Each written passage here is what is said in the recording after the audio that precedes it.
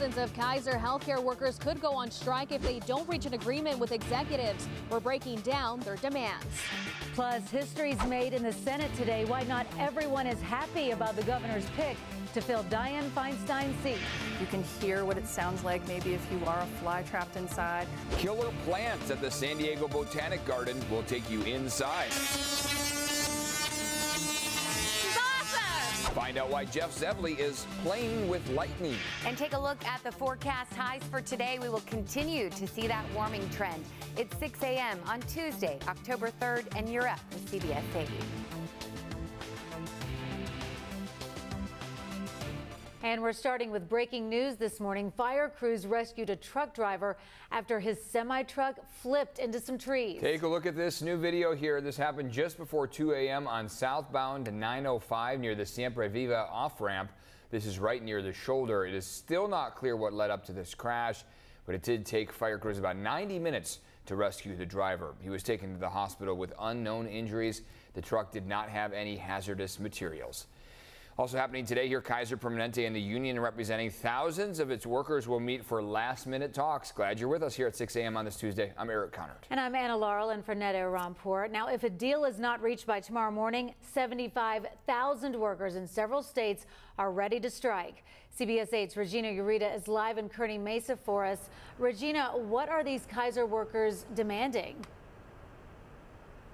Well, I can tell you that they're demanding action from Kaiser executives because of the short staffing crisis that they have been dealing with. And if they don't reach an agreement, it could disrupt Kaiser facilities across the nation, including their medical centers here in San Diego. But let's get to some video here to talk about how it all started back in April. The coalition of Kaiser Permanente unions began its national bargaining process ahead of the September contract expiration. Workers were not pleased by what was being bargained, so on September 22nd, they gave Kaiser executives a 10-day notice for an unfair labor practice strike that could start tomorrow. Now, Kaiser workers say there are a series of unfair labor practices because of short staffing. They range from long wait times, mistaken diagnosis, and neglect. They also say that understaffing is boosting Kaiser's profits but hurting patients. Kaiser executives from the San Diego facilities, on the other hand, they released a recent statement where they say patient safety and providing high-quality care remain their top priorities. They're disappointed by some of the false narratives the union is circulating about staffing, and they add that Kaiser Permanente medical centers in San Diego are fully staffed. Now, back here live, if that strike happens tomorrow, it could last until Friday, and it could be the largest healthcare worker strike in U.S. history.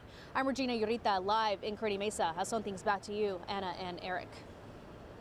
Regina, thank you. This morning, late Senator Dianne Feinstein's replacement is set to be sworn in. Governor Newsom named Democratic strategist LaFonza Butler over the weekend. Once she's sworn into office, she'll make history as California's first openly gay U.S. senator and the first gay black woman to serve in Congress. She's the only choice. She was outstanding. She's the best choice, and I could not be more blessed that I was able to make it.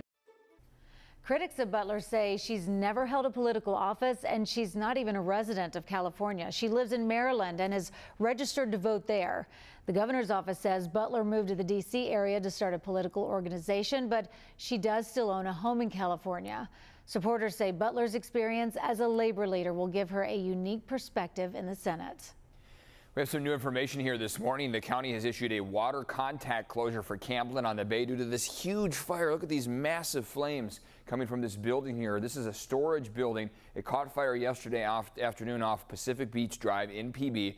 Officials say about 17,000 gallons of chemical runoff went into the water. San Diego Fire Department says carts, batteries, paints, even some maintenance materials were inside that storage facility. Our biggest concern now is the environmental impact of the runoff of some of the materials that are flowing into the bay. General fire runoff, the things that were burned. Officials are warning you to stay out of that area right now. Stay out of the water there. As far as the fire, one person complained of smoke inhalation. They were in the stretcher there, but they did not go to the hospital. That building is a total loss. This morning, we do have some new information on the hundreds of small animals sent from the San Diego Humane Society to the Humane Society in Arizona. There's concerns the animals have been sold as snake food. Back in August, more than 300 of these small pets were shipped from San Diego to Arizona because of overcrowding issues here. When people started to ask about the animals, they were told they were given to a family-run rescue and adopted out very quickly. But as CBS 8 found out, there is no paperwork to back that up. We have worked with agencies for decades and have never seen anything along these lines, nor has anyone else in animal welfare. The Humane Society of Southern Arizona says they are working to confirm the animals' well-being, but they say there is no evidence now that the animals were harmed. Meanwhile, the CEO and Chief Programs Officer have been suspended there. Which is suspect. Well, this morning, San Diego gas prices are down slightly. Today's average is $6.20. That's 3 cents less so than yesterday, so that's good.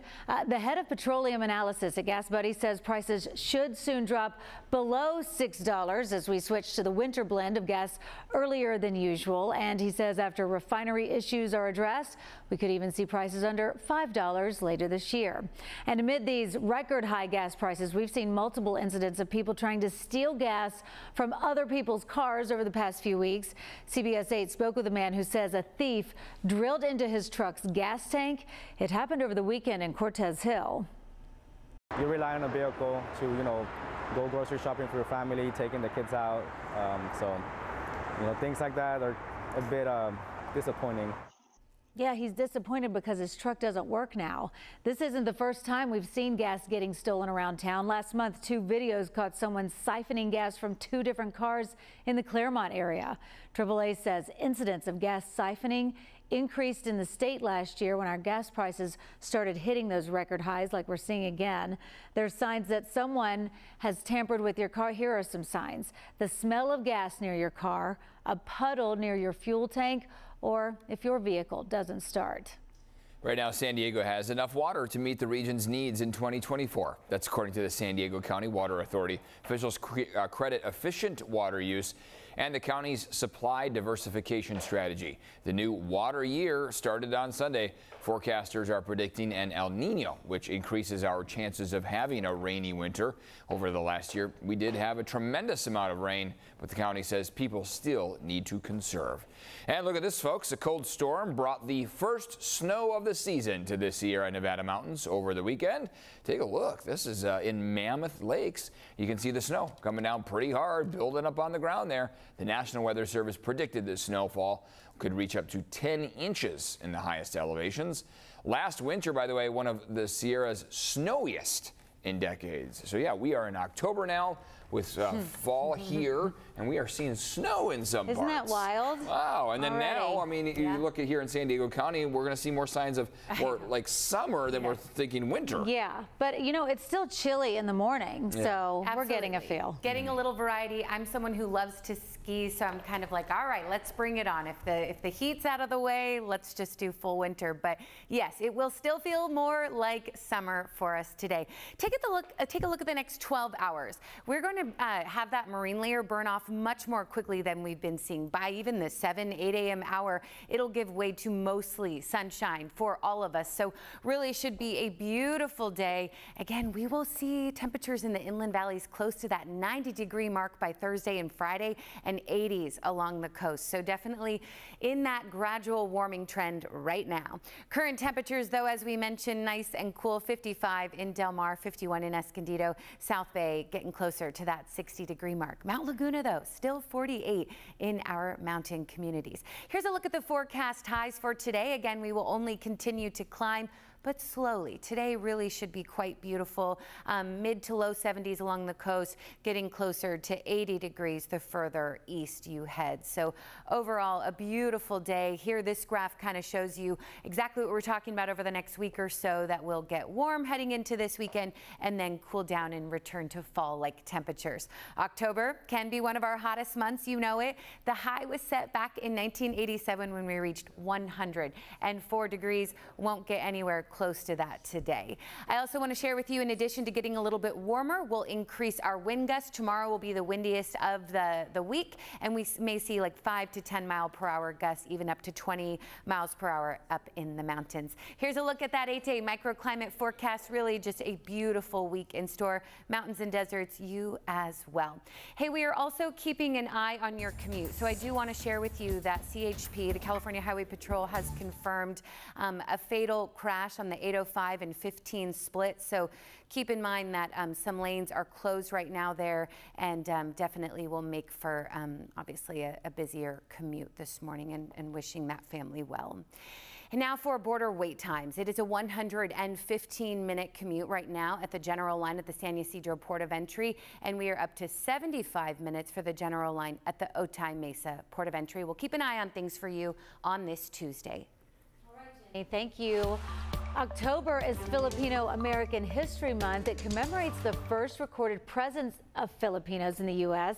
That happened in Morro Bay back in 1587. Some celebrations getting underway in San Diego County here today. The San Diego Filipino Film Festival begins tonight. There will be screenings at multiple locations now through Sunday. Also today, the Copley Library at the University of San Diego is hosting San Diego Poet Laureate Dr. Jason Magabo Perez. That's happening at 6 p.m. and it is open to the public. And the La Jolla Library will host a free Filipino American History Month festival. It will feature dancing and food, and it starts at 6 p.m. today. And remember, you can always visit the House of the Philippines at Balboa Park. That opened just 2 years ago. Still ahead, both Hunter Biden and former President Donald Trump are in court today. We're going to show you why. I knew Congress was a disaster, but it is far worse than I thought. Will House Speaker Kevin McCarthy lose his job? The threat from his own party. I believe we have been off the air for 154 indictments. Late night shows are back. What's different, though?